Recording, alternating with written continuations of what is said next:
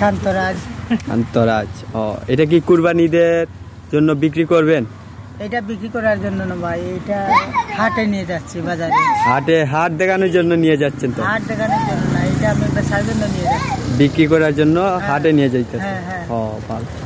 তো এটা কয় মন হবে ভাইয়া গরুটি? এইটা 12-14 মন হবে। 12-14 মন হবে। হ্যাঁ। তো এটা কি আপনাদের নিজস্ব গরুয়া গরু না? ওইটা আমাদের গরুর গরু, ওইটা বাচ্চা ছিল, ওইটাকে 2 বছর আমি লালন পালন করেছি। ও, এটার বয়স কত হবে ভাইয়া? এটার বয়স 13 মাস। 13 মাস। হ্যাঁ। 13 মাসে কি গরু এত উঁচা হয়?